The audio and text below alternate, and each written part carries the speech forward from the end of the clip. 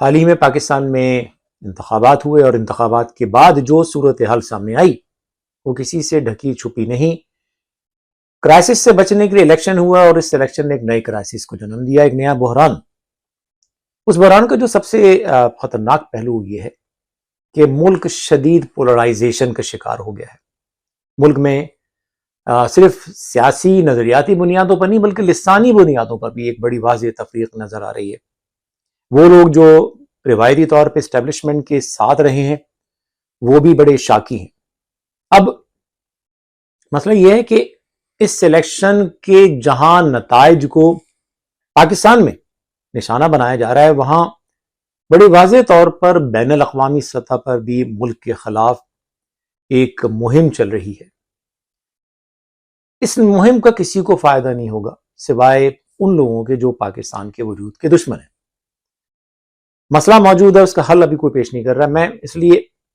جو P T I کے خاص طور پہ دوست ہیں یا وہ لوگ جن کو اس الیکشن کے نتائج پر شکایت ہے، میں ان سے عرض یہ کروں گا، انتہائی مختصر میں آپ کو بتاؤں گا تاریخ کے 58 میں پاکستان میں جب پاکستان جمہوریت کی طرف جا رہا تھا اور اسکندر مرزا نے ٹاپل کیا تو جمہوریت کا سفر رک گیا، اور جو جمہوریت کی چیمپئن اپنے آپ کو جماعت کہتی پیپلز پارٹی، اس کے سربراہ بھٹو نے اپنی ہندوستانی شہریت ترک کر کے سب سے پہلے جا کے جو گود میں بیٹھے ہیں وہ اسکندر مرزا عامر کی گود میں، اور اس کہا، یہ خط بھی لکھ دیا کہ آپ قائد اعظم سے بڑے لیڈر ہیں۔ پھر اسکندر مرزا کا تختہ گول کر کے ایوب خان آ گئے۔ بھٹو حسب روایت جمہوریت کے چیمپئن جا کے ایوب خان کی گود میں بیٹھے رہے۔ اسی ایوب خان کے پوتے کو آج پی ٹی آئی نے وزیر اعظم کے عہدے کے لیے نامزد کیا ہے، اور بھٹو کا نواسا آج جمہوریت کا چیمپئن کہلاتا ہے۔ یہ اس ملک کی تاریخ ہے۔ اب آپ آگے آ جائیے، 65 میں الیکشن ہوتا ہے صدارتی، اور اس میں حصہ لیتی ہیں ایوب خان کے مقابلے میں بانی پاکستان کی ہمشیرہ محترمہ فاطمہ جرا، دھاندلی کر کے ان کو ہرا دیا جاتا ہے۔ اس کے بعد 71 میں الیکشن ہوتا ہے، بھٹو پہلی مرتبہ الیکشن میں حصہ لیتا ہے، عوامی لیگ کے مقابلے میں آدھی سیٹیں حاصل کرتا ہے، لیکن الیکشن کے نتائج کو تسلیم نہیں کرتا،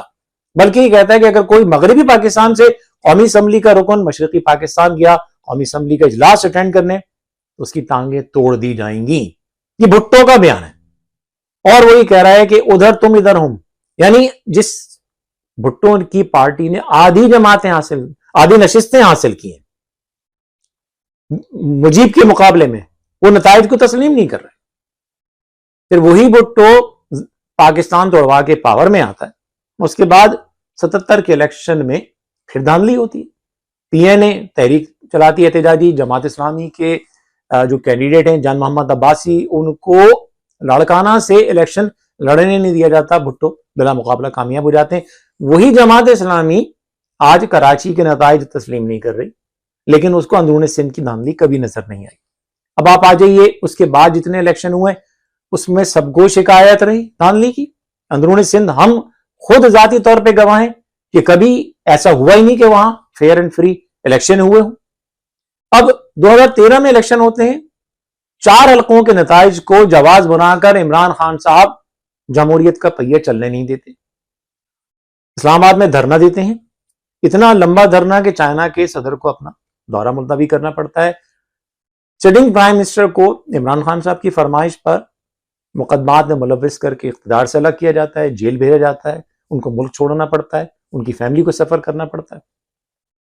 پھر 2018 کا الیکشن آتا ہے، پوری دنیا کہتی ہے وہ جھرلو تھا، اور عمران خان صاحب کو ان آفیشلی لاڈلا کا خطاب مل جاتا ہے، الیکشن کو سلیکشن کہا جاتا ہے۔ آج آپ کی جماعت ریسیونگ اینڈ پر ہے، کل وہ اٹراسٹیز انفلکٹ کر رہی تھی، کل وہ دھاندلی کروا رہی تھی۔ آج آپ کو دکھ ہے، کل کسی اور کو دکھ تھا۔ سمجھنے کی کوشش کیجئے کہ آج آپ جس کرب کا شکار ہیں، جس دکھ کا شکار ہیں، وہ آپ تنہا نہیں ہیں، یہ پاکستان کی تاریخ کا تسلسل کے ساتھ المیہ ہے۔ آج آپ کی باری ہے، کل کسی اور کی باری تھی، اور کل پھر کسی اور کی باری ہوگی۔ اگر ہم نے مسئلے کو بڑھانا ہے، کیا آپ کا معاملہ اقتدار میں آنا ہے یا نظام کو بدلنا ہے؟ آج آپ جس اسٹیبلشمنٹ کو برا کہہ رہے ہیں، کل آپ اس اسٹیبلشمنٹ کے سب سے بڑے محافظ تھے، کہ آپ ٹرولنگ نہیں کرتے تھے سوشل میڈیا پر ان کے بہاف پر؟ کل کو اگر آپ کو گود میں لے لیا جائے گا تو آج پوری دنیا اس بات پر کنونسڈ ہے کہ آپ پھر وہی سب کچھ کر رہے ہوں گے، یعنی آپ کو جمہوریت سے محبت نہیں۔ لیکن اگر اس الزام کو آپ نے غلط ثابت کرنا ہے تو میں آپ سے بھی کہوں گا، میں پاکستان کی اسٹیبلشمنٹ سے بھی کہوں گا، میں نون لیگ سمیت تمام جماعتوں سے کہوں گا کہ مسائل کی سب نشاندہی کر رہے ہیں، حل کی نشاندہی کوئی نہیں کر رہا۔ میں انتہائی عاجزی کے ساتھ ایک مختصر سا حل پیش کرتا ہوں۔ ایک چیز اس میں اور کہوں گا کہ تمام جماعتیں چاہے مذہبی ہوں سیاسی، وہ کراچی کے حوالے سے شکایت کر رہی ہیں۔ میں نے ابھی جو تاریخ بتائی اس میں کراچی نہیں بلکہ پورے ملک میں ہم نے دیکھا ہے کہ ہمیشہ دھاندلی ہوئی ہے، لیکن سب کے پیٹ میں درد صرف کراچی کا اٹھتا ہے، جس سے کراچی کے عوام جو پہلی ظلم اور جبر کا شکار ہے، جن کو یہ شکوہ ہے کہ وہی جماعتیں جو آج دھاندلی کا شور مچا رہی ہیں وہ کوٹا سسٹم پر کبھی نہیں بولتی، وہ اس بات پر کبھی نہیں بولتی کہ کراچی کے کسی سرکاری ادارے میں آپ کو کراچی والے نہیں ملتے، کراچی کے پولیس میں کراچی والے نہیں ملتے، کراچی کے کسی ادارے میں کراچی والے نہیں ملتے، کراچی کے ٹیکسز کراچی پر خرچ نہیں ہوتے، اس پر کسی کو تکلیف نہیں ہوتی۔ لیکن میں یہ کہہ رہا ہوں کہ دھاندلی تو پورے ملک میں ہوئی ہے نا، صرف کراچی کا درد کیوں اٹھ رہا ہے؟ آپ کو اگر نظام کو صحیح کرنا ہے تو پورے ملک میں صحیح کیجئے، ورنہ ہمارا تو یہی شکوہ ہے نا کہ ہم نے وطن تو بنا دیا لیکن آپ نے ہمیں کبھی اس وطن کا جو شہری ہے، جو فرسٹ گریڈ سٹیزن ہے، کبھی ہمیں تسلیم نہیں کیا۔ جہاں انتخابی نظام بنائیے وہاں ایسا نظام بھی بنائیے کہ اس میں کوٹا سسٹم نہ ہو، جس میں جو محصورین جو بنگلہ دیش میں پھنسے ہوئے ہیں ان کو پاکستان لایا جائے، اس نظام میں جو کراچی کے رہنے والے چاہے کوئی بھی زبان بولنے والے ان کو پولیس میں بھی لیا جائے، محکمہ تعلیم میں بھی لیا جائے اور دیگر سرکاری اداروں میں لیا جائے، اور جائز اور منصفانہ مردم شماری کرا کر پہلی دفعہ سندھ کی تاریخ میں فیئر اینڈ فری الیکشن کرائے جائیں۔ اس کے بغیر جو بھی عمل ہوگا وہ شہری سندھ میں مزید محرومیاں ان کو جنم دے گا۔ میں جس حل کی نشاندہی کر رہا تھا وہ یہ ہے کہ بغیر کسی نظام کے جو دھاندلی کو روک سکے ہم مسئلے کو حل نہیں کر سکتے۔ اس وقت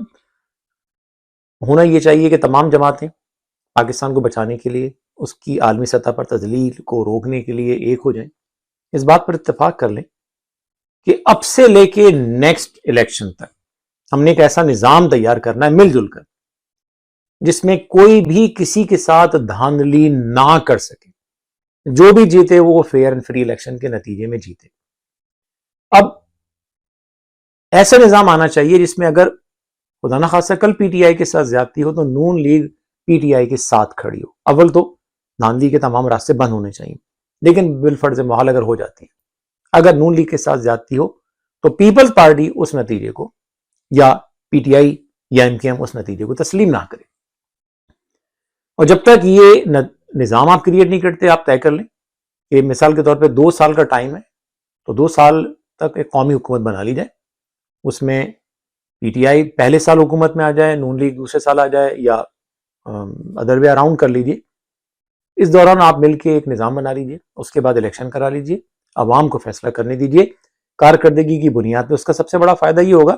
کہ پیپلز پارٹی جیسی جماعت جو صرف بدماشی اور کرپشن کی وجہ سے جیتتی ہے، اگر آپ اندرون سندھ میں فرینزک اگر ایگزامینیشن کرائیں گے تو آپ کو اندازہ ہو جائے گا کہ 80% جو ہے وہ 2 نمبر کے ووٹ پڑتے ہیں وہاں پہ۔ تو اگر وہاں پہ ایک ایسا نظام آ جائے گا تو پیپلز پارٹی مجبور ہو جائے گی کہ غریب سندھی عوام جو 50 سال سے زیادہ عرصے سے جبر کا شکار ہیں، وہ پہلی دفعہ جمہوری نظام میں جمہوری انداز میں اپنے ووٹ کا استعمال کر سکیں گے۔